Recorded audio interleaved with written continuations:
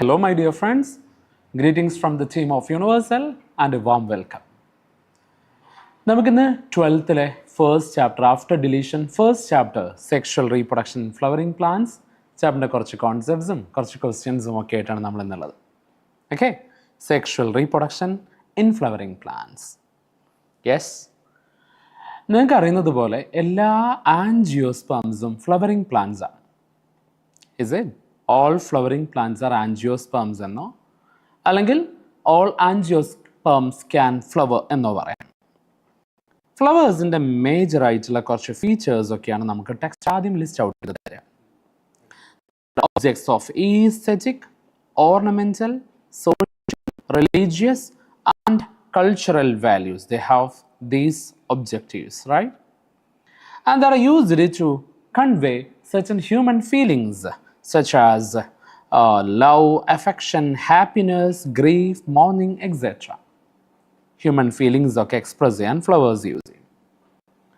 But for a biologist, these flowers are morphological and embryological marvels, and for the plant, it is the site of sexual reproduction. Flower is the site of sexual reproduction in angiosperms. Flowering is the unique feature of angiosperms, right? ഇങ്ങനെയൊക്കെയാണ് നമ്മുടെ chapter നമ്മളോട് initially introduce ചെയ്യുന്നത് ചാപ്റ്ററിന്. Okay, അനുനോ ഒരു flowering plant അതിൻ്റെ site of sexual റീപ്രൊഡക്ഷനായ ഫ്ലവറിനെ analyse ചെയ്താൽ ഫ്ലവറിനൊരു stack ഉണ്ടാവാറുണ്ട്.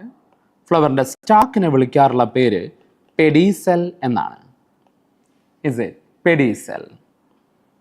Pedicel end ചെയ്യുന്നത് ഒരു ഡിസ്കോയിഡ് സ്ട്രക്ചറിലാണ്. പേര് തലാമസ് ഒരു റിസെപ്റ്റക്കിൾ എന്നൊക്കെയാണ്. അവിടെ നിന്നാണ് ഫ്ലോറൽ പാർട്സ് എമേർജ് ചെയ്യുക. 11th ഓൺവേർഡ്സ് കേൾക്കുന്നതാണല്ലോ. ഫ്ലവർ പാർട്സിൽ ഔട്ടർമോസ്റ്റ് ആയത് കാലിക്സ് ആണ്. കാലിക്സിൻ്റെ യൂണിറ്റ് ആണ് സെപ്പൽ. ദറാഫ്റ്റർ കൊറോളയുണ്ട്. കൊറോളൻ്റെ യൂണിറ്റിൻ്റെ പേരാണ് പെറ്റൽ. പിന്നീടാണ് ആൻഡ്രീഷ്യം വരിക. ആൻഡ്രീഷ്യത്തിൻ്റെ യൂണിറ്റിൻ്റെ പേരാണ് സ്റ്റെയ്മൻ. ആൻഡ്രീഷ്യത്തിൻ്റെ യൂണിറ്റാണ് സ്റ്റെയ്മൻ.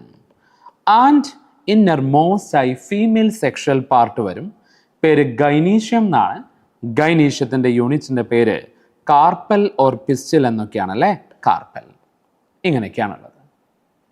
അതിൽ സെക്ഷൽ റീപ്രൊഡക്ഷനിൽ ഡയറക്ട്ലി ഇൻവോൾവ് ചെയ്യുന്നത് രണ്ട് പാർട്സ് ആണ്. ആൻഡ്രീഷ്യവും ഗൈനീഷ്യവുമാണ്. Capital letter A, capital letter G, രണ്ട് ലെറ്റേഴ്സ് ഒക്കെ ഡിനോട്ട് ചെയ്യാൻ കൊടുക്കും. ഇവരെ നമ്മൾ എസെൻഷ്യൽ പാർട്സ് എന്നാണ് വിളിക്കാറ് അല്ലേ, essential parts or the reproductive whorls. The reproductive whorls or the essential parts എന്നൊക്കെയാണ് വിളിക്കുക.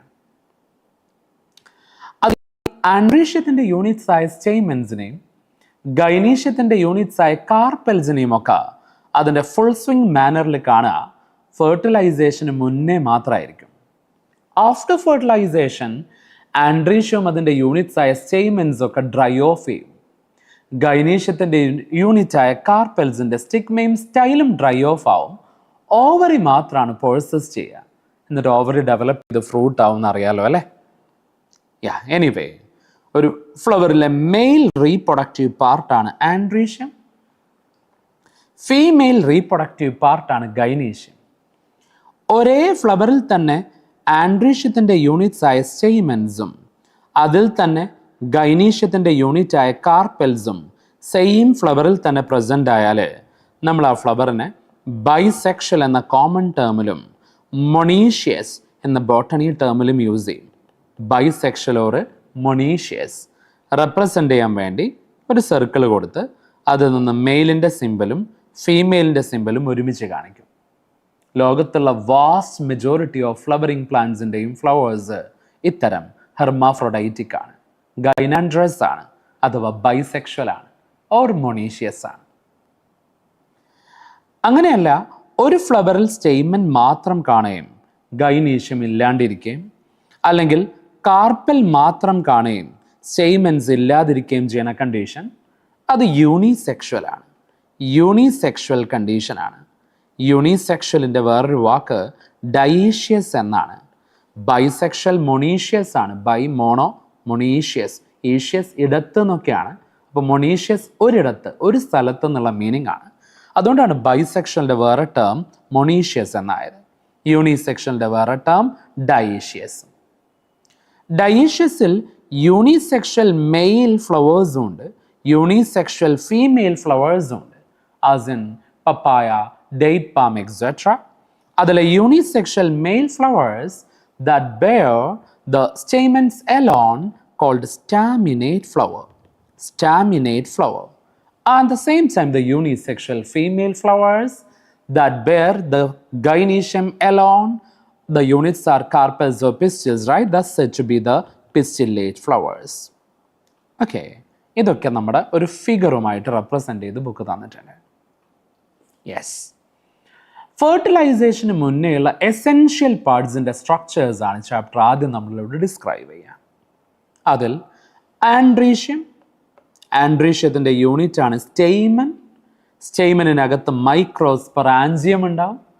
മൈക്രോസ്പൊറാഞ്ചിയമിനകത്ത് മൈക്രോസ്പോർസ് ഫോം ചെയ്യും.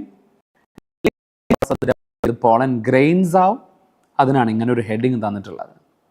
സ്റ്റെയ്മൻ അത് ആൻഡ്രീഷ്യത്തിൻ്റെ ഒരു യൂണിറ്റ് ആണ്. ഒരു ഫ്ലവറിൽ ഇതാ ഇങ്ങനത്തെ ആകെ എത്ര സ്റ്റെയ്മെൻസ് ഉണ്ടോ എല്ലാമിനെയും കൂടി ചേർത്ത് വിളിക്കുന്ന വാക്കാണ് എന്ത്? ആൻഡ്രീഷ്യം. ആൻഡ്രീഷ്യത്തിൽ ഒരു സിംഗിൾ യൂണിറ്റിൻ്റെ പേരാണ് സ്റ്റെയ്മൻ. റൈറ്റ്, സ്റ്റെയ്മൻ. ഒരു സ്റ്റെയ്മനാണ് ഇതാ ഇവിടെ ഫിഗറിൽ റെപ്രസെൻ്റ് ചെയ്ത് വെച്ചിട്ടുള്ളത്. സ്റ്റെയ്മൻ്റെ ഫിഗറാണ് ഇതാ ഈ കാണാൻ പറ്റുന്നത്. ഏതൊരു സ്റ്റെയ്മനിനും രണ്ട് പാർട്സ് ആണ് ഉണ്ടാവുക. അപ്പർ സൈഡിൽ ഫെർട്ടൈലായ ഒരു ഭാഗം ഉണ്ടാവും, പേരാണ് ആന്തർ. ആന്തർ. അതിനൊരു സ്റ്റാക്ക് ഉണ്ടാവും, ഒരു തണ്ട്. ഇങ്ങനെ നിൽക്കുന്ന ഇതാണ് അതിൻ്റെ തണ്ട്. തണ്ടിനെ വിളിക്കുന്ന പേരാണ് filament. The stalk called filament. ആന്തറും ഫിലമെൻറ്റും ചേർന്നതാണ് ഒരു സ്റ്റെയ്മൻ.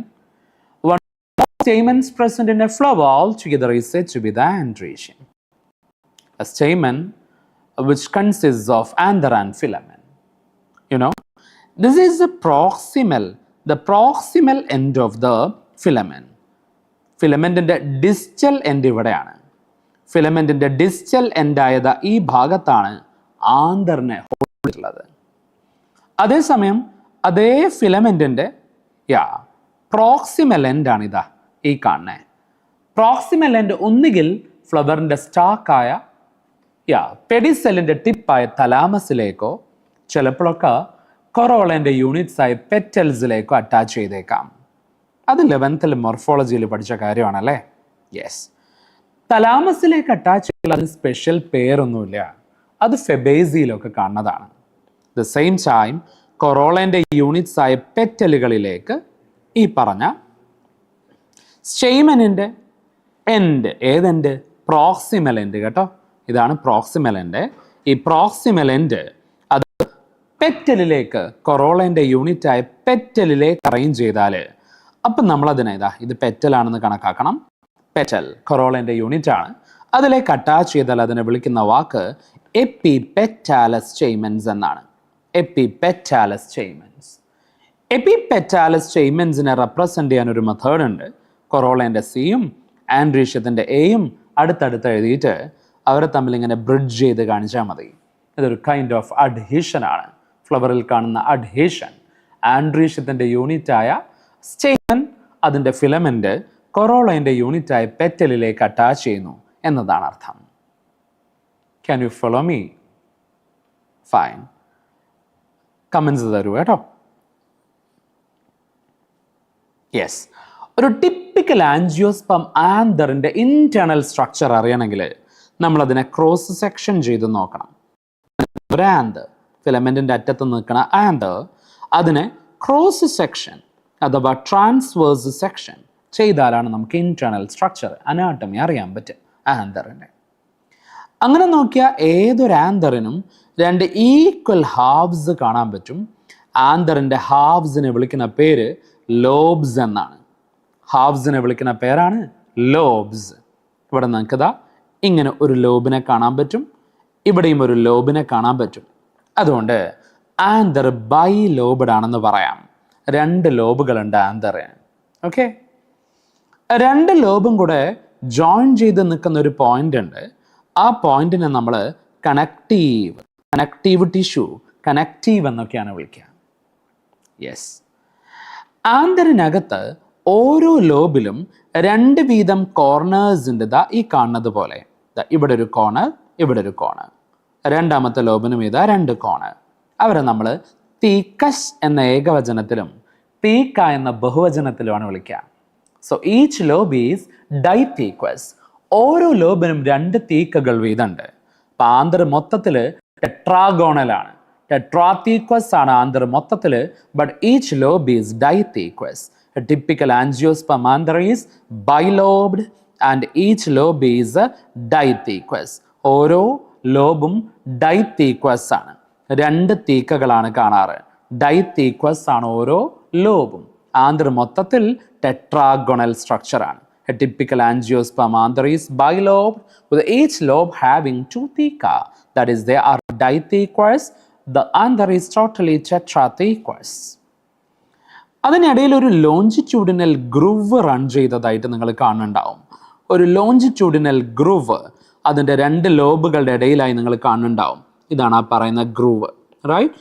Longitudinal groove is here in between the 2 lobes of an anther.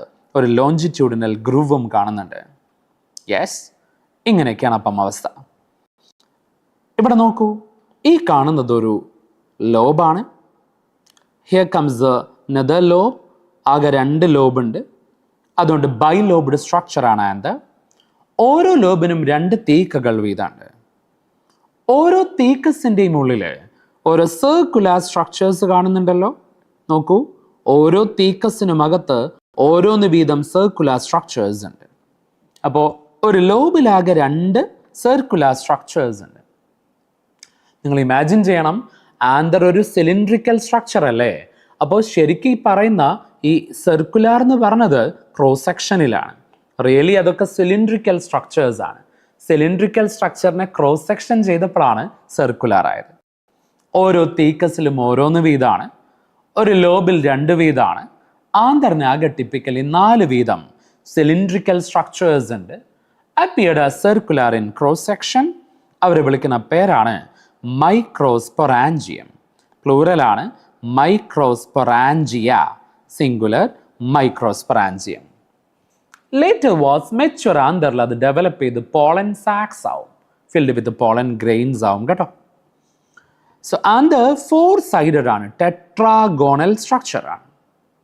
അതിന് 4 മൈക്രോസ്പൊറാഞ്ചികളുണ്ട്. 4 microsporangia located at the corners, 2 in each lobe, 1 in each thequus, 4 in an anther. മൈക്രോസ്പൊറാഞ്ചികളുണ്ട്. Microsporangia later developed into pollen sacs. അത് extend ചെയ്ത് all the length of anther കാണപ്പെടും, filled with pollen grains ആയിരിക്കും. മൈക്രോസ്പൊറാഞ്ചിയമിൻ്റെ structure നോക്കാം. നമ്മൾ പറഞ്ഞതുപോലെ microsporangium really ഒരു cylindrical സ്ട്രക്ചറാണ്. റിയലായിട്ട് microsporangium സിലിണ്ട്രിക്കലാണ്. ഞാനിവിടെ ഒരു മൈക്രോസ്പൊറാഞ്ചിയമിനെ സിലിണ്ട്രിക്കലായി വരച്ചതാണ്. ഇതുപോലെ 2 എണ്ണം ഉണ്ടാവും ഒരു ലോബിൽ, 4 എണ്ണം ഉണ്ടാവും ഒരു ആന്തറിന്. അത് ക്രോസ് സെക്ഷൻ ചെയ്താൽ നമുക്ക് കിട്ടാൻ പോണത് സർക്കുലാർ ഔട്ട്ലൈനിലായിരിക്കും. ഇതാ ഈ കാണുന്നത് പോലെ ഒരു തീക്കസിൽ ഒരു സർക്കുലാർ സ്ട്രക്ചർ, ഒരു ലോബിലാകെ 2 സർക്കുലാർ സ്ട്രക്ചേഴ്സ്, ആന്തറിനാകെ 4 സർക്കുലാർ സ്ട്രക്ചേഴ്സിനെ കാണും. റിയലി സിലിണ്ട്രിക്കലായ മൈക്രോസ്പൊറാഞ്ചികളെ ക്രോസ് സെക്ഷൻ ചെയ്താൽ. അങ്ങനെയുള്ള microsporangium nearly circular, exactly circular എന്നല്ല NCERT പറഞ്ഞത്, near circular in outline in its cross section. അതിനെ സറൗണ്ട് ചെയ്യാൻ 4 വാൾ ലെയേഴ്സ് ഉണ്ടാവും. അത് മൈക്രോസ്പൊറാഞ്ചിയമിൻ്റെ വാൾ ലെയേഴ്സ് ആണെന്നും പറയാം, ആന്തറിൻ്റെ വാൾ ലെയേഴ്സ് ആണെന്നും പറയാം. രണ്ടും സെയിം തന്നെയാണ്. Surrounded by 4 wall layers. അതിൻ്റെ പേരുകൾ, ഔട്ടർമോസ്റ്റ് ലെയറിൻ്റെ പേര് എപ്പിഡെർമിസ് എന്നാണ്. Epidermis. The second single layer is called the endothelium. Third layers, middle layers plural ആയി കൊടുത്തിട്ടുണ്ട്, കാരണം അത് 1 to 3 layers ഉണ്ടാവാം. And the innermost layer is called the tapetum. അങ്ങനെ 4 ലെയർ വാൾ ലെയേഴ്സ് ഉണ്ട് ആന്തറിന്. ആന്തറിൻ്റെ വാൾ ലെയർ ആണെന്നോ മൈക്രോസ്പൊറാഞ്ചിയമിൻ്റെ വാൾ ലെയർ ആണെന്നോ വിളിക്കാം. അതിൽ outer 3 wall layers, that means the epidermis, endothelium and middle layers, common functions ആണ് ചെയ്യുക. Protection and help in dehiscence of anther. Anther mature ചെയ്യുമ്പോൾ പൊട്ടുന്നതിനും അതുവരെ മൈക്രോസ്പൊറാഞ്ചികളെ പ്രൊട്ടക്ട് ചെയ്ത് നിർത്തുന്നതും outer 3 layers ആണ്. The innermost layer, the so-called the tapetum, that is nutritive in function, that gives nourishment to the developing pollen grains. അതിനുവേണ്ടി tapetum layers-ന് dense cytoplasm ഒരു more than one nucleusum കാണും. Multinucleate condition കാണും tapetum layers-ന്. Okay. ഒരു young ആന്തറിൽ ഓരോ മൈക്രോസ്പൊറാഞ്ചിയമിനെയും surround ചെയ്ത് 4 wall layers കാണുന്നു പറഞ്ഞതുപോലെ ഓരോ മൈക്രോസ്പൊറാഞ്ചിയമിനും അകത്ത് ഫില്ല് ചെയ്തുകൊണ്ട് ഡിപ്ലോയിഡ് മാസ് ഓഫ് ടിഷ്യൂസിനെ കാണും ഓരോ മൈക്രോസ്പൊറാഞ്ചിയത്തിൻ്റെയും ഉള്ളിൽ. ഒരു ലോബിൽ 2 മൈക്രോസ്പൊറാഞ്ചിയലും ആന്തറിന് 4 മൈക്രോസ്പൊറാഞ്ചികളുണ്ടല്ലോ. യങ് ആന്തറിൽ ഓരോ മൈക്രോസ്പൊറാഞ്ചിയമിനും അകത്ത് ഫില്ല് ചെയ്ത് കാണുന്ന ഡിപ്ലോയിഡ് മാസ് ഓഫ് ഹോമോജീനസ് സെൽസിൻ്റെ പേരാണ് സ്പോറോജീനസ് ടിഷ്യൂ. ഡിപ്ലോയിഡ് ആണ് പ്ലോയിഡ്. പെയർഡ് ക്രോമസോം കണ്ടീഷനിലാണ്. ഡിപ്ലോയിഡ് ആണ്. പേര് സ്പോറോജീനസ് ടിഷ്യൂ. സ്പോറോജീനസ് ടിഷ്യൂ ആ സെൽസിൻ്റെ കൂട്ടത്തിന് ഒരുമിച്ച് വിളിച്ച പേരാണെങ്കിൽ അതിൽ ഓരോ ഇൻഡിവിജ്വൽ സെല്ലുകളെയും നമ്മൾ പൊട്ടൻഷ്യൽ പോളൻ അല്ലെങ്കിൽ പോളൻ മദർ സെൽ PMZ അല്ലെങ്കിൽ മൈക്രോസ്പോർ മദർ സെൽ എന്നാണ് വിളിക്കുക ഓരോ ഡിപ്ലോയിഡ് സെല്ലുകളെയും. അവർക്കാണ് മൈക്രോസ്പോറോജെനസിസ് നടക്കുക. Microsporogenesis. Okay? The cells of sporogenous tissue, the so-called potential pollen, microspore mother cell or pollen mother cell. ഒരിക്കലും മൈക്രോസ്പോർ മദർ സെല്ലിനെ abbreviate ചെയ്ത് MMC എന്ന് പറയാറില്ല. പോളൻ മദർ സെല്ലിൻ്റെ ഷോർട്ട് ഫോമേ പറയാറുള്ളൂ PMZ. That undergo meiosis, the reduction division, to form cluster of 4 cells associated together at first. കാലോസ് കൊണ്ട് associate ചെയ്ത് നിൽക്കും.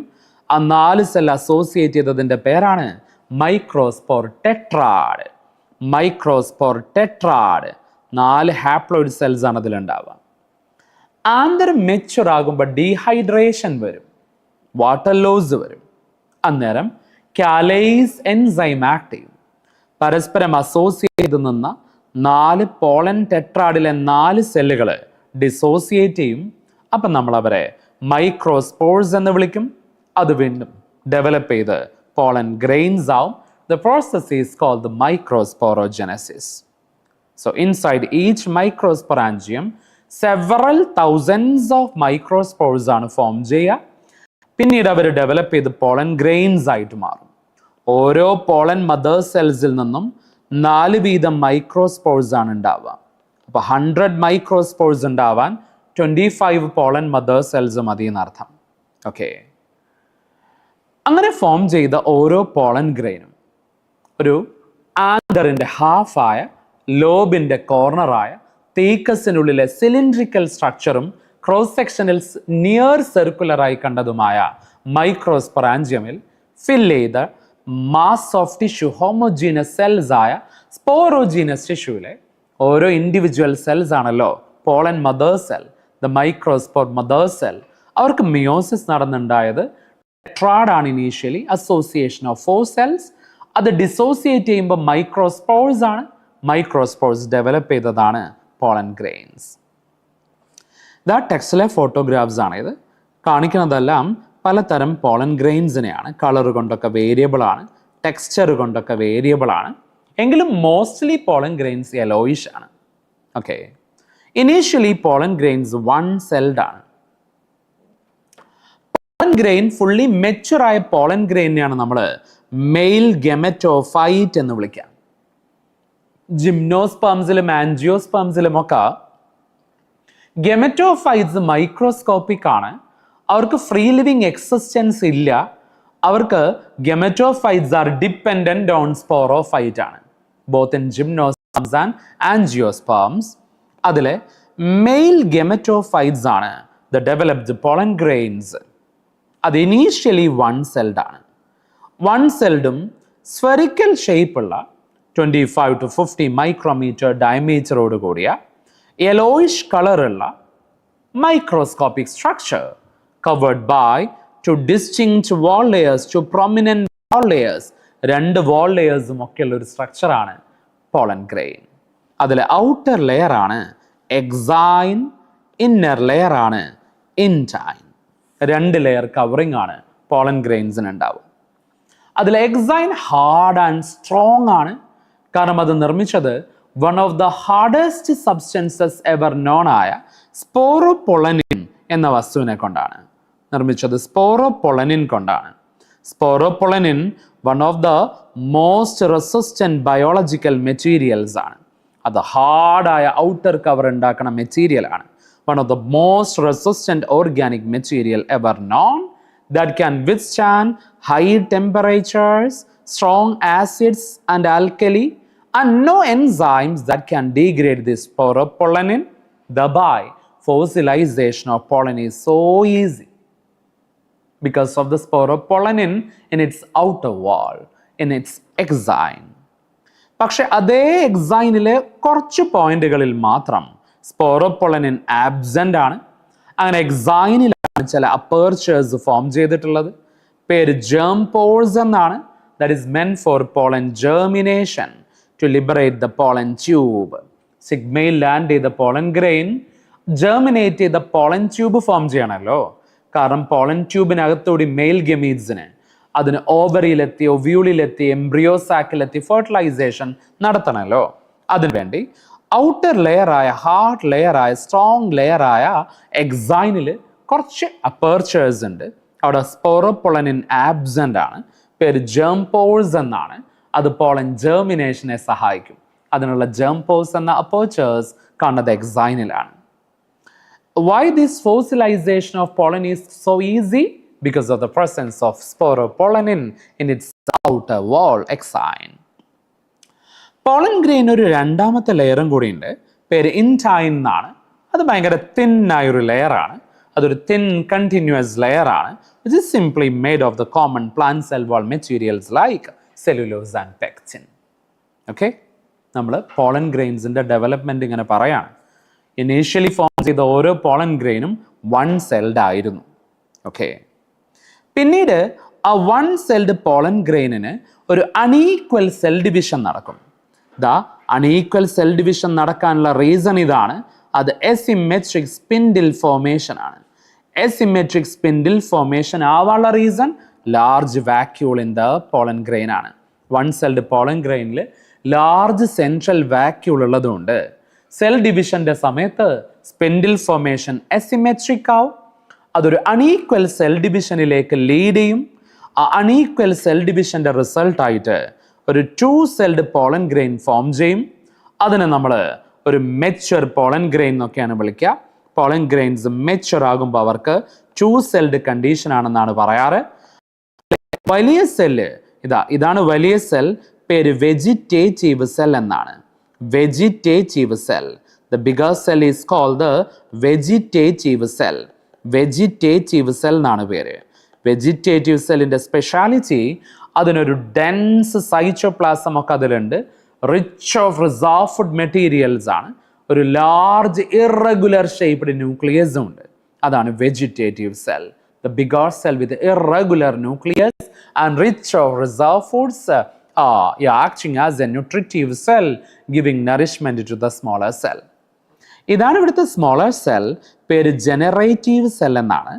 Generative cell. Generative cell smaller size ആണെന്ന് മാത്രമല്ല, സ്പിൻഡിൽ ഷേപ്പാണ്. രണ്ടറ്റങ്ങൾ കുറച്ച് കൂർത്ത് നാരോവറായി സ്പിൻഡിൽ ഷേപ്പാണ്. അയാൾക്കൊരു സ്ഫെറിക്കൽ ന്യൂക്ലിയസ് ഉണ്ട്. that is seemed to be just floating in the cytoplasm of the vegetative cell. അങ്ങനെയൊക്കെ കാണുന്ന ചെറിയ സെല്ലിൻ്റെ പേരാണ് generative cell. So pollen mature ആകുമ്പോൾ ടു സെൽഡ് കണ്ടീഷനിലാണ്.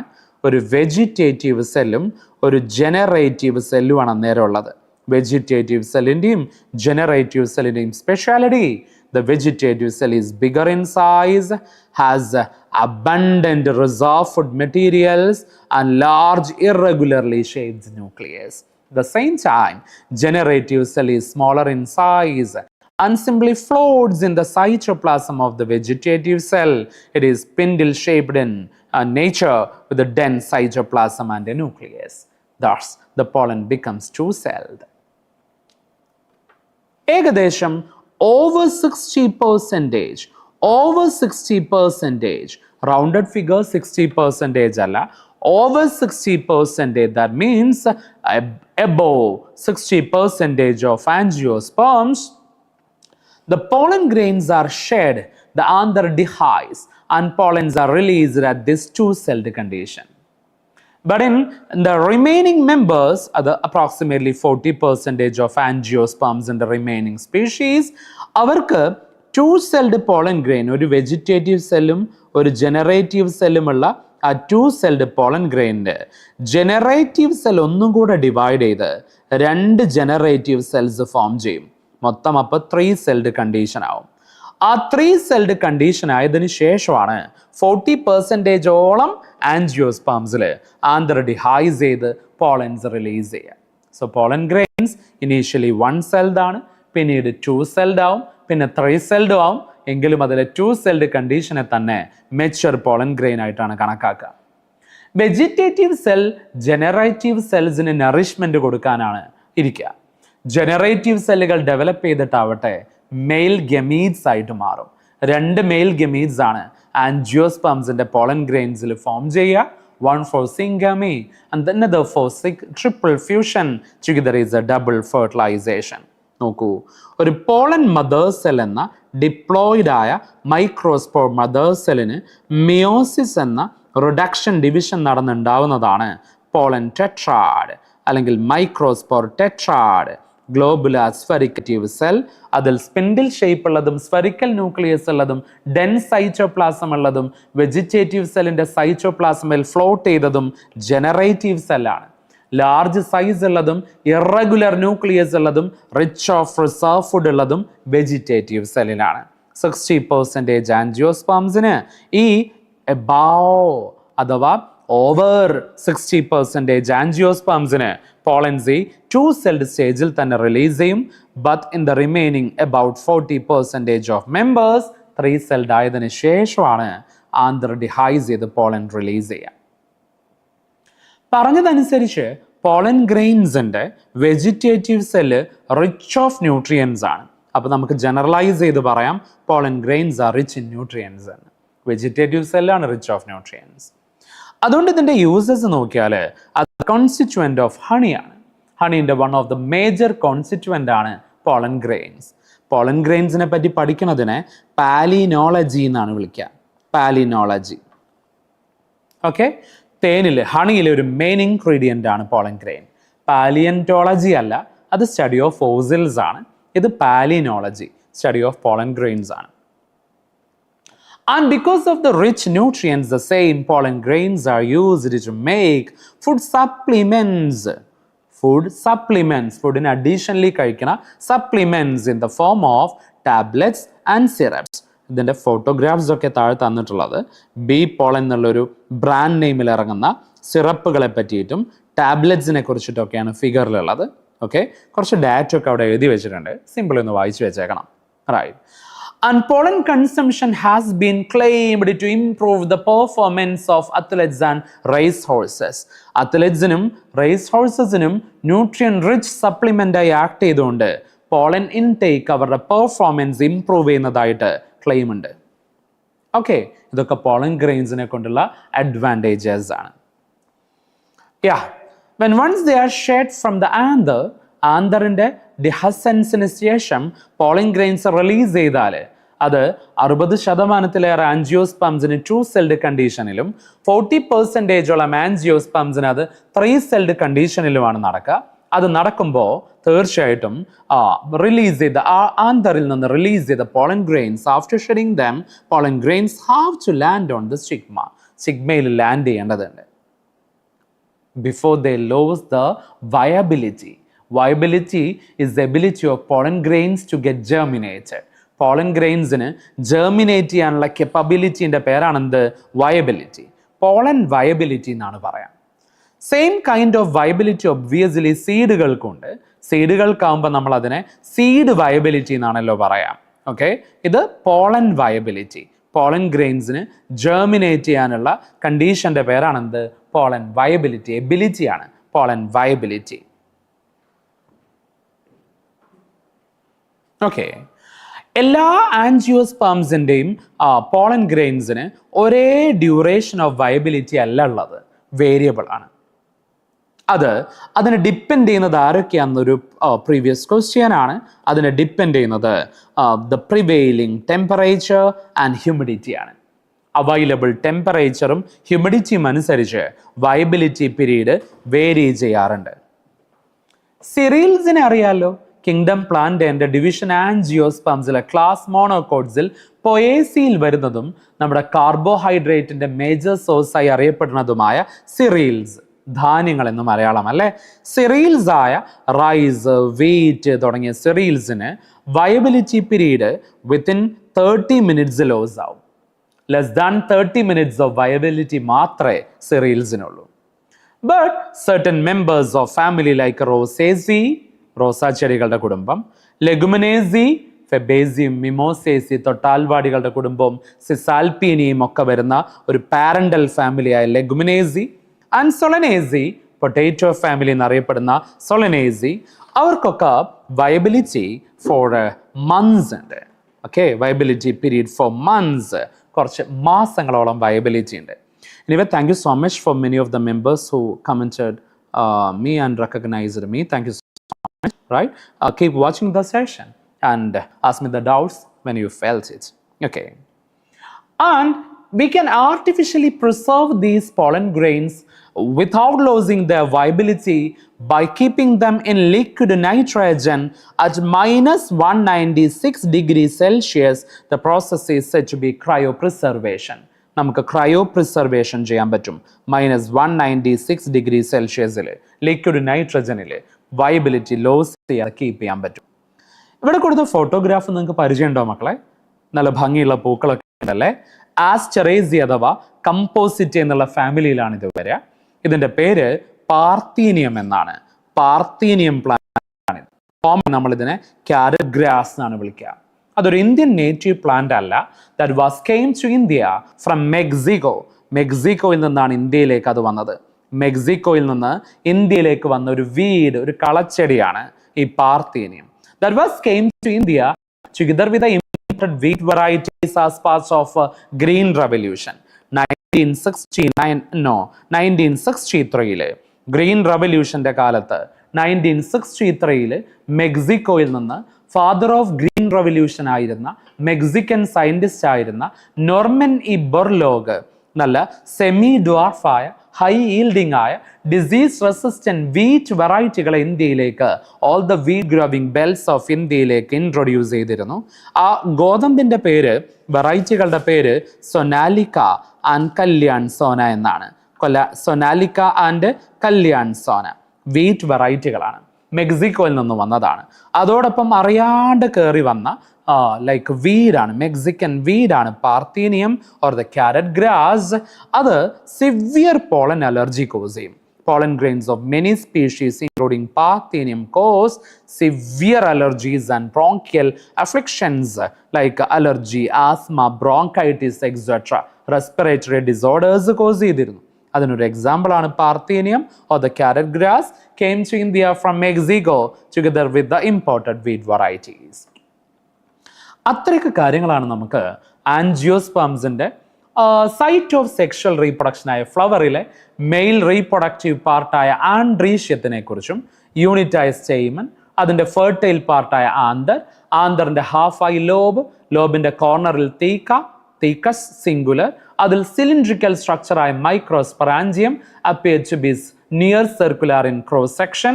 പെർ തീക്കസ് ഓരോന്നുണ്ടാവും മൈക്രോസ്പൊറാഞ്ചിയം, ഒരു ലോബിൽ 2 വീതം, ആന്തറിൽ 4 വീതം.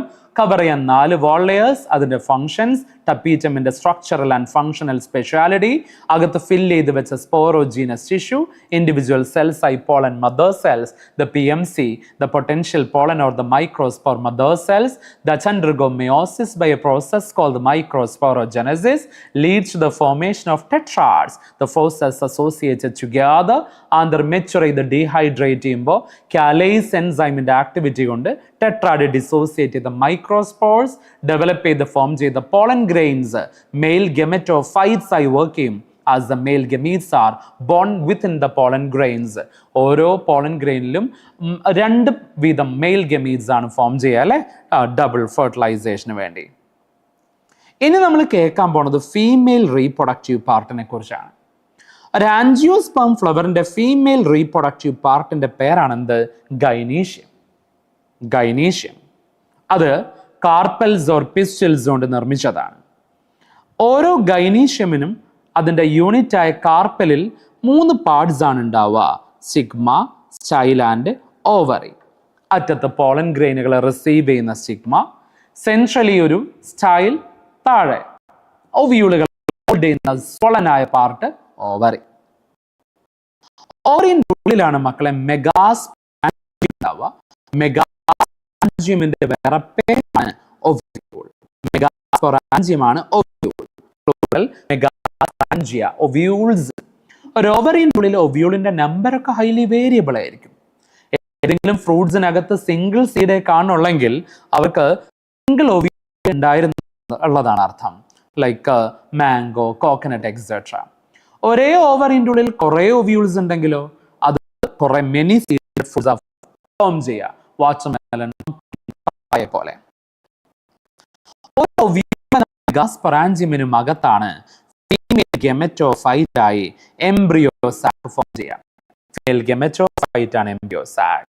So may consist of a single pistil said to be the monocarpellary gynecium. അതിനെ നമ്മൾ G1 എന്നാണ് എഴുതാറ്. ഫെബേസിയോ അങ്ങനെ. Many more carpels may be there, many more pistils may be there. അപ്പോൾ നമ്മൾ അതിനെ മൾട്ടി കാർപ്പലറി ഗൈനീഷ്യം എന്ന് വിളിച്ച് ഇൻഫിനിറ്റി എന്ന് എഴുതേണ്ടി വരും അല്ലേ. അതിൽ if more than one carpels are there, if they are fused together, അതിനെ syncarpus എന്ന് വിളിക്കുക.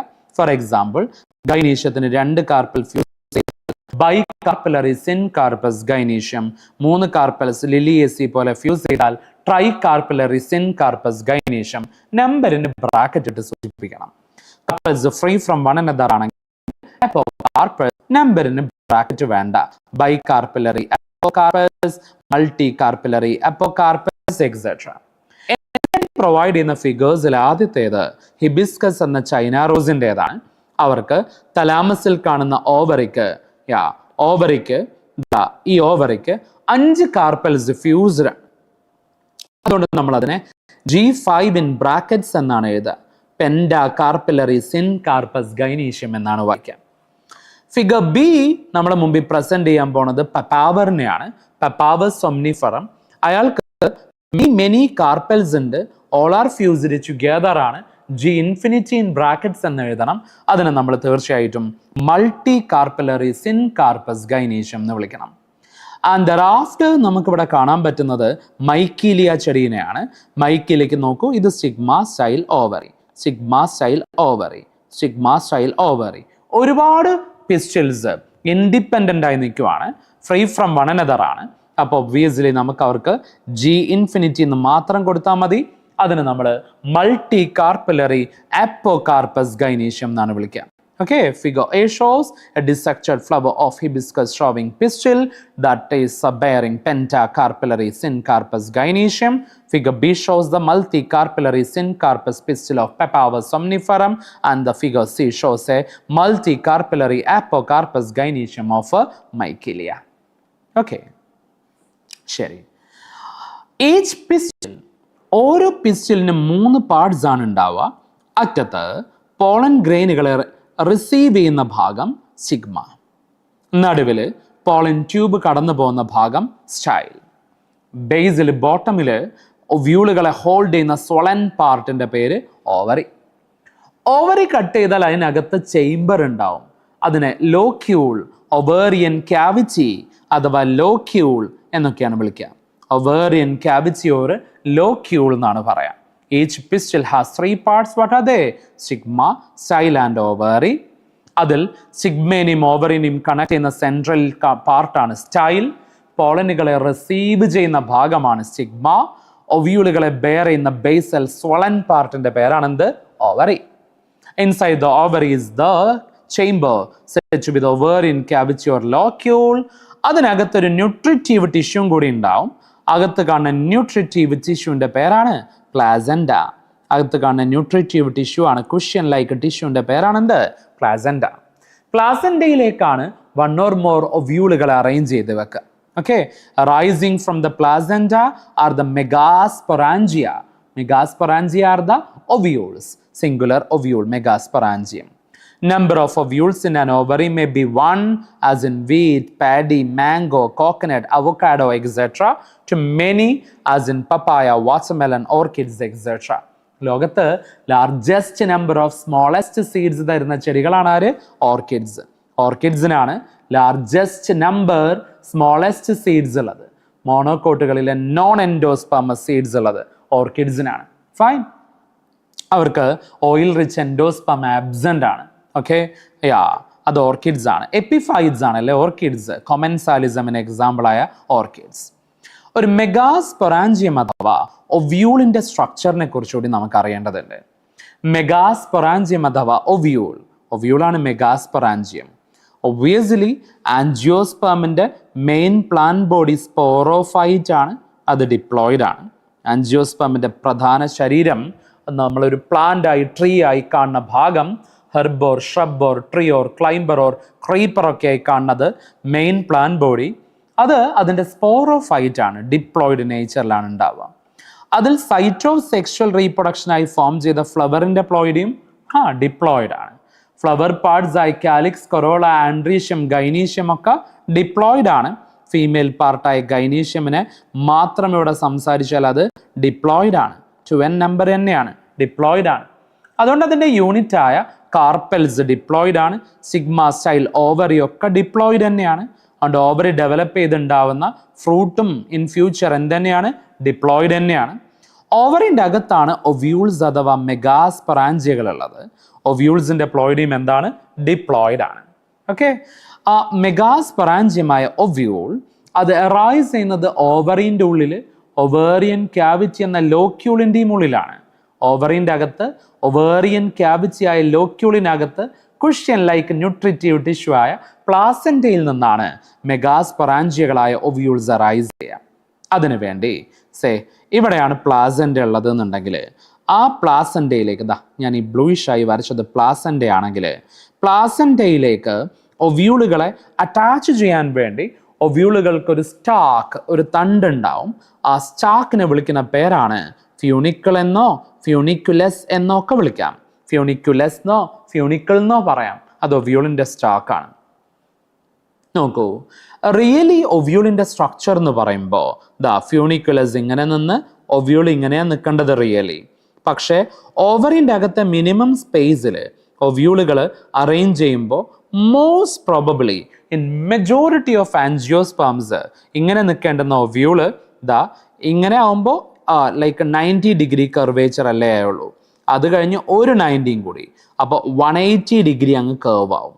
ഓൾറൈറ്റ്, അങ്ങനെ 180 ഡിഗ്രി കേർവ് ആയി നിൽക്കുമ്പോൾ ഒവ്യൂളിനെ ഈ വരച്ച രൂപത്തിലായിട്ട് കാണപ്പെടും.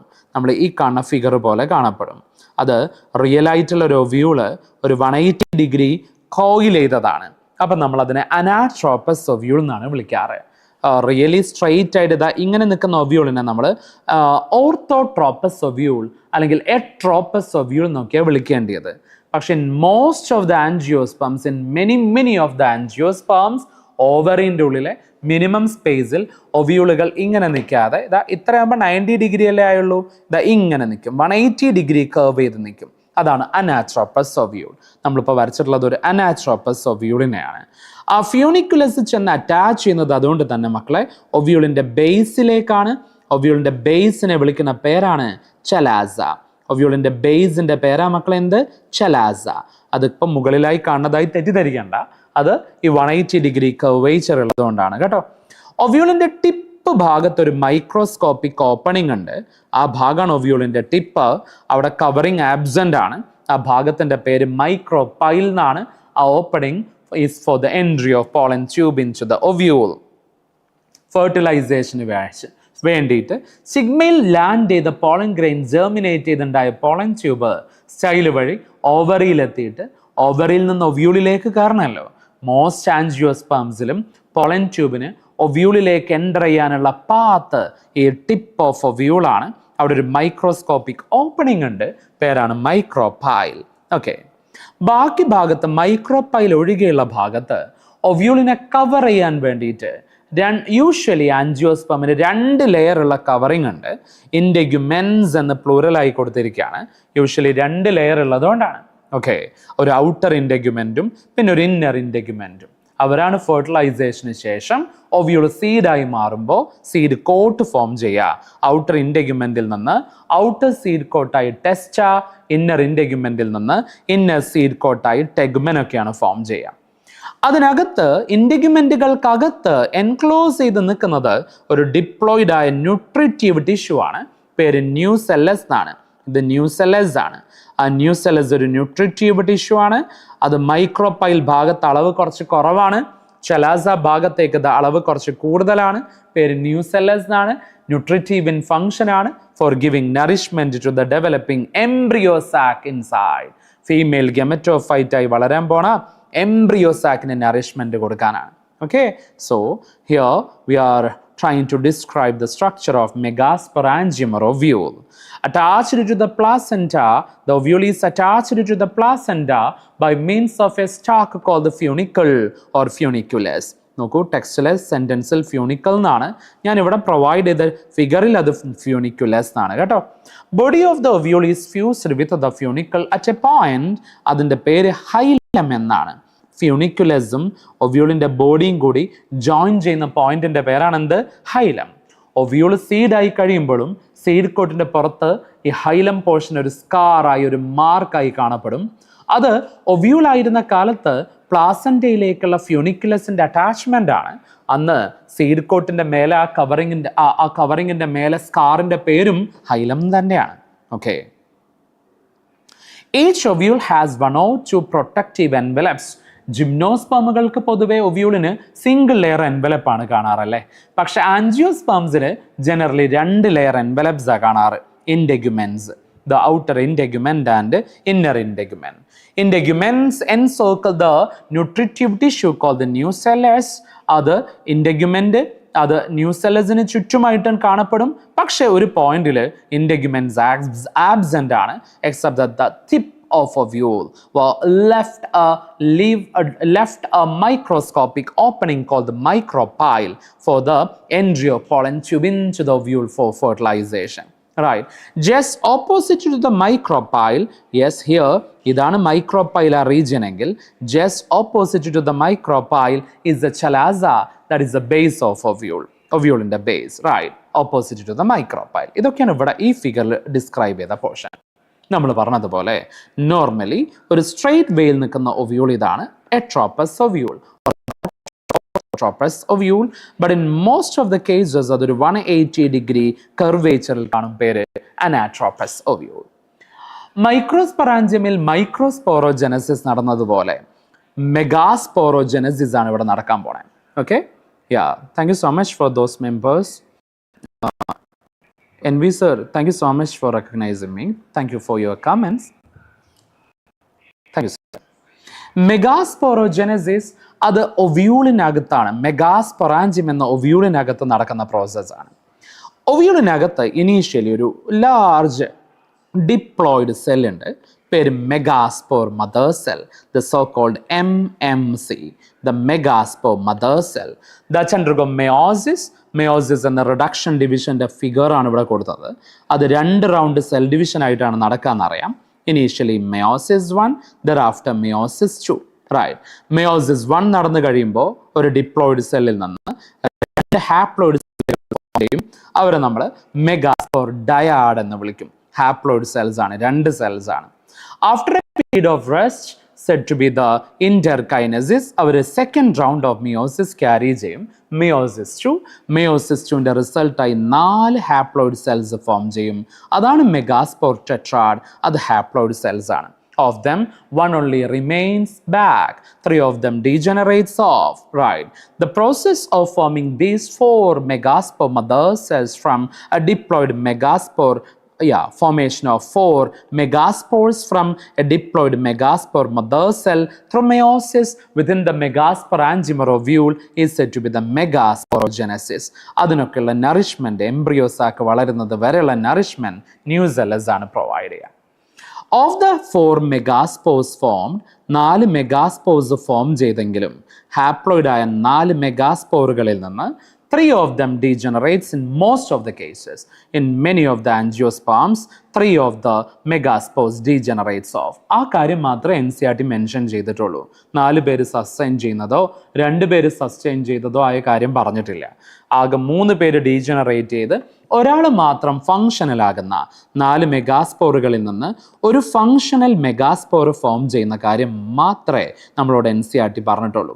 ഒരു functional megaspore.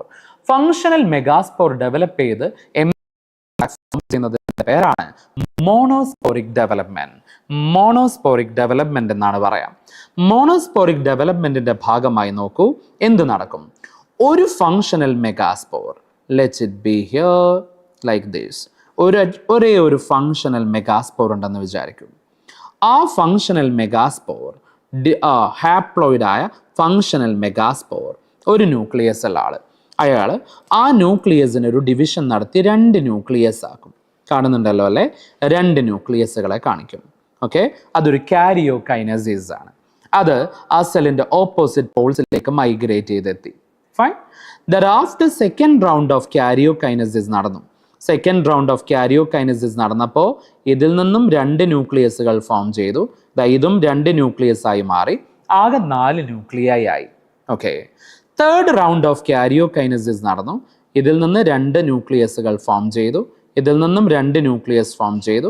The same thing happened in the opposite poles also. Thereby, total of 8 nuclei are formed. 3 round nuclear divisions നടത്തി. ഒരു ന്യൂക്ലിയസ് ഫസ്റ്റ് റൗണ്ടിൽ 2 ആയി, സെക്കൻഡ് റൗണ്ടിൽ 4 ആയി, തേർഡ് റൗണ്ടിൽ 8 ആയി.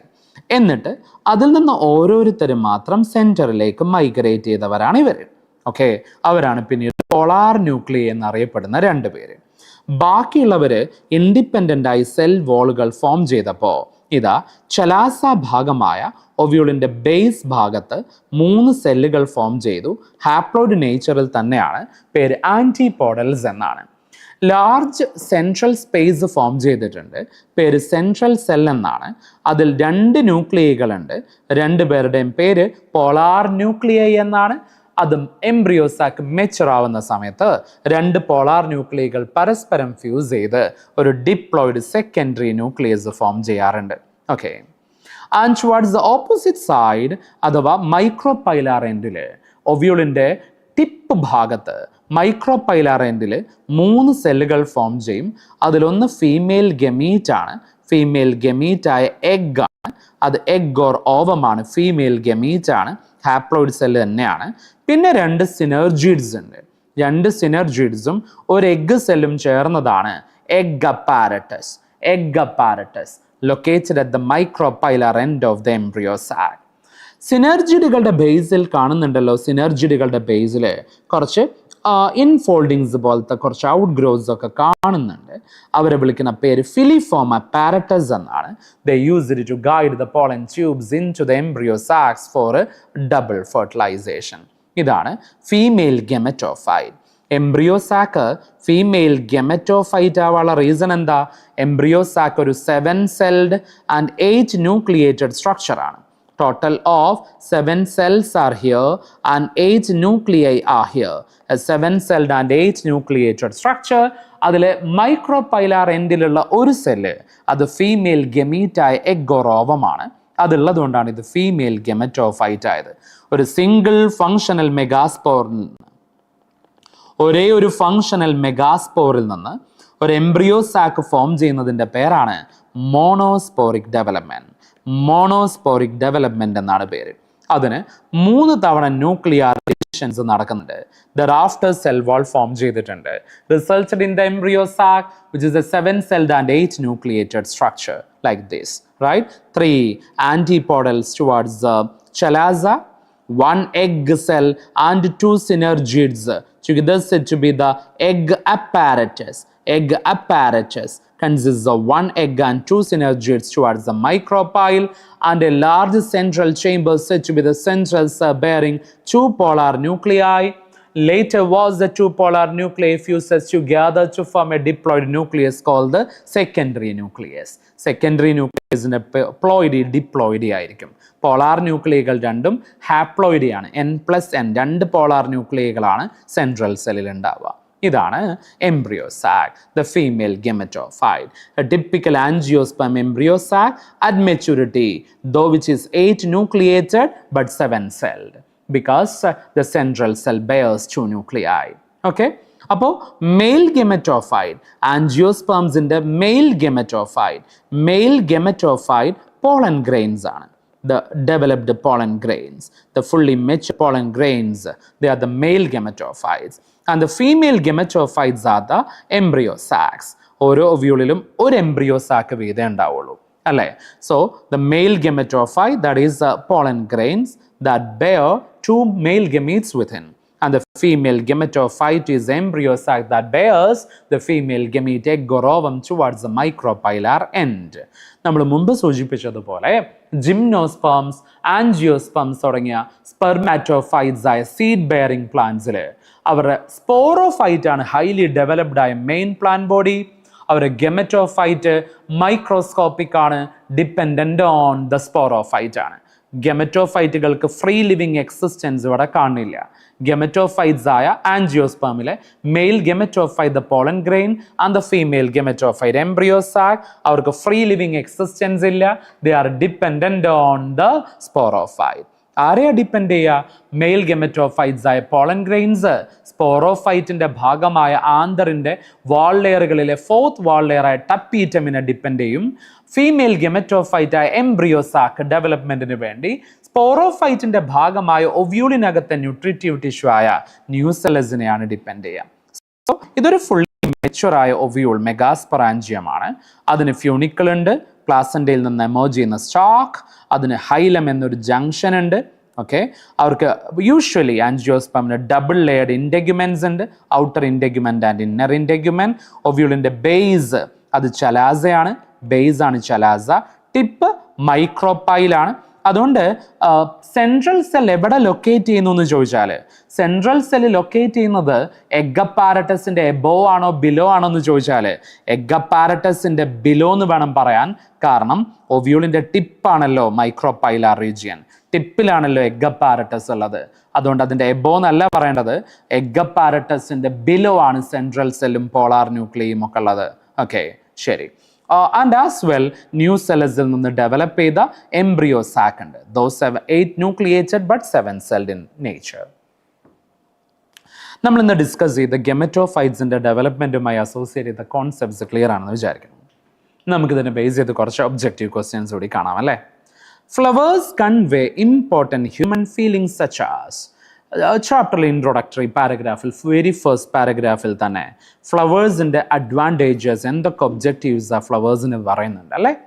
All flowering plants show sexual reproduction, ranges from the smallest Wolfia up to the tall trees like eucalyptus. ഏറ്റവും ചെറിയ ആൻജിയോസ്പേമായ വുൾഫിയ മുതൽ ഏറ്റവും ടോളസ്റ്റ് ആൻജിയോസ്പേമായ യൂക്കാലിപ്റ്റസ് വരെ എല്ലാ ആൻജിയോസ്പേംസിനും ഫ്ലവറിംഗ് കപ്പാസിറ്റി ഉണ്ട്. Flower, the objects of aesthetic, ornamental, social, religious and cultural values ഉണ്ട്. Used as symbols for conveying important human feelings such as love, affection, happiness, grief, mourning, etc. Grief, mourning, ദുഃഖത്തിൻ്റെ പല ഭാവങ്ങളല്ലേ, intensity അല്ലേ? ഇവിടുത്തെ question അതിനെ relate ചെയ്തിട്ടാണ് നമുക്ക് പണ്ടായത്. എന്താണ് question ഒന്നുകൂടി കണ്ടുനോക്കാം. എന്താ? Flowers convey important human feelings such as love, okay ആണ്. Affection, fine. happiness, fine. Grief, right. Mourning, yes. Thereby the right answer is all of these. ഇതെല്ലാം കൺവേ ചെയ്യുന്ന ഹ്യൂമൻ ഫീലിങ്സ് ആണ് ഇതൊക്കെ കൺവേ ചെയ്യാൻ ഫ്ലവേഴ്സ് യൂസ് ചെയ്യാറുണ്ട്. Biologist consider flowers to be objects of. ബയോളജിസ്റ്റിൻ്റെ കണ്ണുകളിൽ flowers എന്ന് പറയുന്നത് എന്താണ്? മൊർഫോളജിക്കൽ മാർവൽസ് മാത്രമാണോ, അതോ എംബ്രിയോളജിക്കൽ മാർവൽസ് മാത്രമാണോ, അതോ സൈറ്റ്സ് ഓഫ് സെക്ഷൽ റീപ്രൊഡക്ഷൻ ആണോ, ഓൾ ഓഫ് ദീസ് ആണോ? ഇത് നോക്ക്, നമ്മൾ തീരെ പ്രതീക്ഷിക്കാതിരിക്കുന്ന ഒരു സെൻറ്റൻസ് ആണല്ലേ. എന്തായിട്ട് മിയർലി വായിക്കുമ്പോൾ നമ്മൾ പെട്ടെന്നൊന്നും പ്രത്യേകിച്ച് റെക്കഗ്നൈസ് ചെയ്യാതെ പോണ സെൻറ്റൻസ് ആണ്.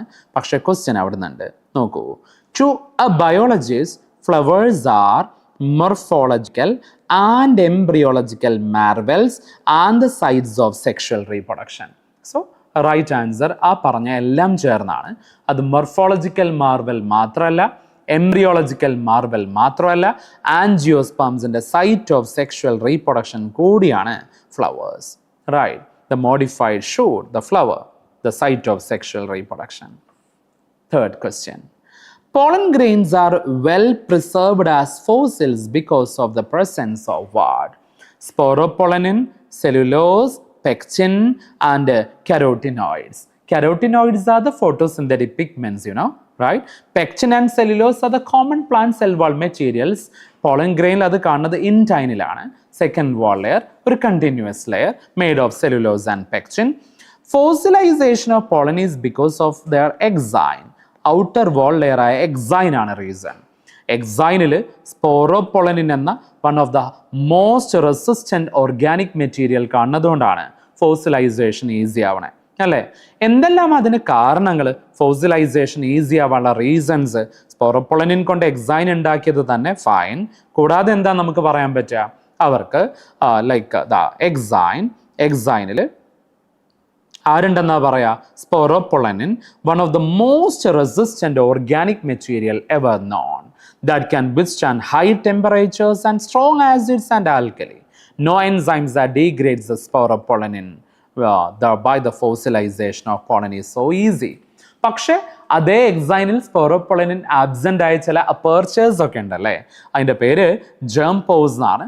അത് പോളൻ ജെർമിനേഷനെ സഹായിക്കുന്ന അപ്പർച്ചേഴ്സ് ആണ്. പോളൻ ട്യൂബ് ലിബറേഷനെയാണ് സഹായിക്കുക. Right. Anyway here the sporopollenin is the right answer. Yeah. The next question, number 4.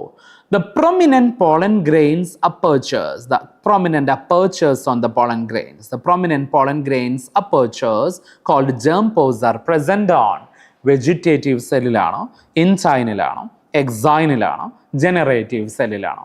Even vegetative സെല്ലും ജനറേറ്റീവ് സെല്ലും ഫോം ചെയ്യുന്നതിന് മുന്നേ, 2 സെൽഡ് ആവുന്നതിന് മുന്നേ, 1 സെൽഡ് കണ്ടീഷനിൽ തന്നെ ജേം പോസ് വിസിബിൾ ആണ് മൈക്രോസ്കോപ്പിൽ, അല്ലേ? അത് കാണുന്നത് എക്സൈനിലാണ്. എക്സൈനിൽ സ്പോറോപൊളനിൻ ആബ്സെന്റ് ആയ പ്രൊമിനന്റ് അപ്പർച്ചേഴ്സിന്റെ പേരാണെന്ത്?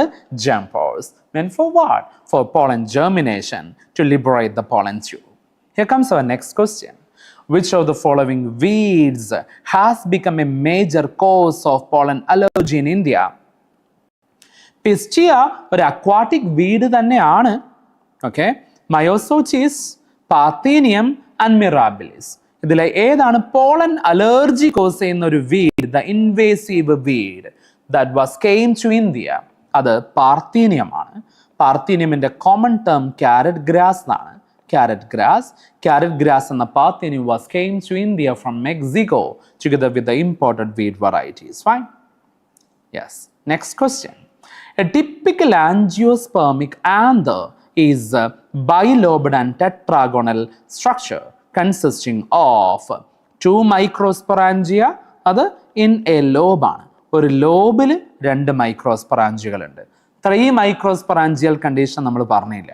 4 മൈക്രോസ്പൊറാഞ്ചിയ ഇൻ ആൻ ആന്തർ. ആന്തറിലാകെ 4 ആണ്.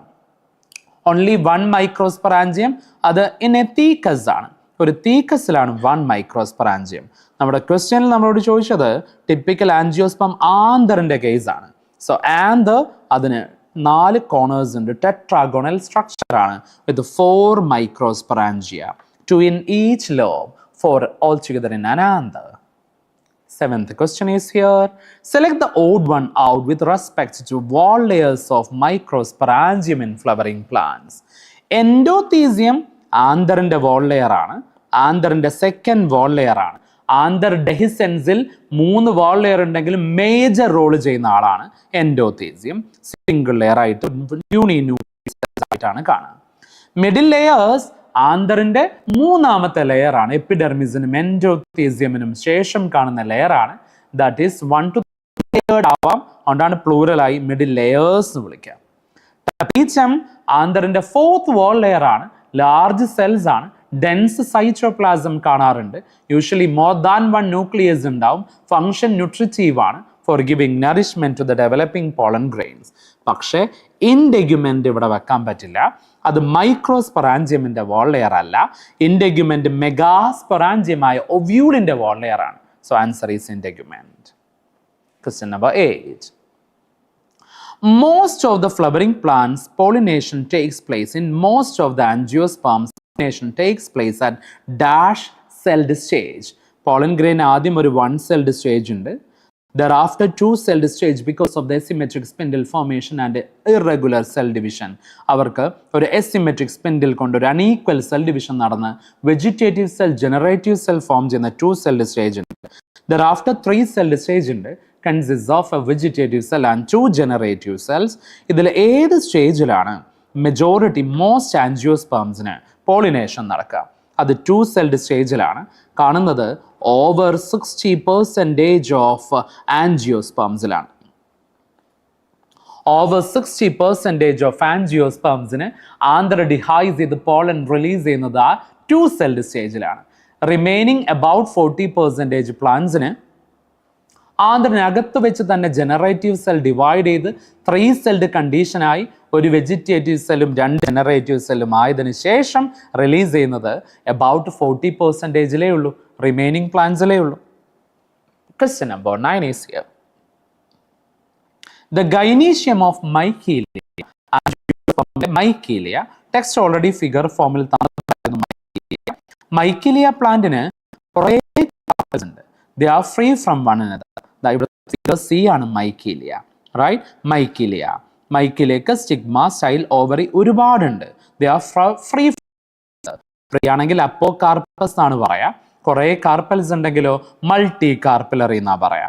So multi carpellary apocarpous condition ആണ്, റൈറ്റ്? മോണോകാർപ്പിലറി അല്ല. മോണോകാർപ്പിലറി ഫെബേസിയിലൊക്കെ കാണുന്ന G1 കണ്ടീഷൻ ആണ്. മൾട്ടി കാർപ്പിലറി അപ്പോകാർപ്പസ് ആണ് ഇവിടുത്തെ right answer. G infinity without brackets apocarpous. Multi carpellary syncarpous G infinity in brackets ആവും. അത് പെപ്പാവർ ആണ് നമ്മളിവിടെ പഠിച്ച എക്സാമ്പിൾ. കാർപ്പിലറി സിൻകാർപ്പസ് അത് G2 ഇൻ ബ്രാക്കറ്റ്സ് ആ വരിക. അത് മസ്റ്റാർഡ് ബ്രാസിക്കേസികൾക്കും സൊളാനം സൊളനേസിയിലും ഒക്കെ കാണാം. Here the right answer is multi carpellary apocarpous condition. Okay. Question number 10. Select the incorrect statement regarding life cycle of flowering plants. Okay. Involves meiosis during spore formation. Gametophytes is independent of sporophyte. Sporophyte is highly developed. Flowers and seeds are produced. Yeah. With respect to flowering plants, flowers and seeds, fruits ഒക്കെ ഉണ്ടാവുന്നവർ തന്നെയാണ്. Seed bearing പ്ലാന്റ്സിൽ തന്നെയാണ് ഫ്ലവേഴ്സും ഉണ്ട്. Sporophyte is highly developed, ശരി തന്നെയാണ്. ആൻജിയോസ്പെർമിലും ജിംനോസ്പെർമിലും ഒക്കെ main plant ആയി കാണുന്നത് diploid സ്പോറോഫൈറ്റിനെയാണ്. ഗെമറ്റോഫൈറ്റ് ഈസ് ഇൻഡിപെൻഡന്റ്, തെറ്റിപ്പോയി. ഇൻഡിപെൻഡന്റ് ആവില്ല. In gymnosperms and angiosperms the gametophytes are microscopic. അവർക്കൊരു ഫ്രീ ലിവിംഗ് ഇൻഡിപെൻഡന്റ് നേച്ചർ ഇല്ല. The gametophytes are dependent on sporophytes ആണ്. In angiosperms the male gametophyte, the developed pollen grains are dependent on the tapetum of sporophyte. The female gametophyte embryo sacs are dependent on the nucellus of sporophyte, and they involve meiosis during spore formation. Exactly. Spore formation, microsporogenesis by meiosis. During megaspore formation, Megasporogenesis from meiosis. So ഇതൊക്കെ right options ആയിരുന്നു. B ആണ് ഇവിടുത്തെ answer. Question number 11. During microsporogenesis, the formation of 4 haploid microspores from a diploid microspore mother cell pollen inside the microsporangium of anther. Meiosis occurs to endothesium അല്ല. Endothecium പ്രൊട്ടക്ഷനും ഡെഹിസെൻസിൽ major റോളും ചെയ്യുന്ന ആളാണ്. Microspore mother cells, അയാളെ pollen mother സെല്ലിൻ്റെ അബ്രിവിയേഷനെ കൊടുക്കാറുള്ളൂ, diploid ആണ്. അയാൾക്കാണ് meiosis നടക്കാറ്. Microspore ടെട്രാഡ്സിന് ഡിസോസിയേഷനെ സംഭവിക്കാറുള്ളൂ. Tetrad form ചെയ്തതിന് ശേഷം മിയോസിസ് ഇല്ല, ടെട്രാഡിന് മുമ്പാണ് meiosis. Pollen grains already haploid ആയി കഴിഞ്ഞു, പിന്നെ മിയോസിസ് ഇല്ല. So during microsporogenesis meiosis occurs to the microspore mother cells, the pollen mother cells, the PMZ, the potential pollen, the individual cells or sporogenous tissue. Yeah, here comes our last question for today. Approximate diameter of pollen grains is NCERT കൃത്യമായി പറഞ്ഞു തന്നിട്ടുള്ള statement ആണ്.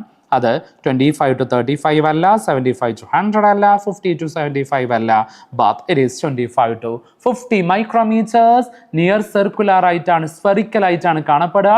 Mostly yellowish കളറിലാണ് ഉണ്ടാവുക. One celled ആയിട്ടാണ് form ചെയ്യുക. thereafter 2 celled 3 celled stage ഒക്കെ വരും.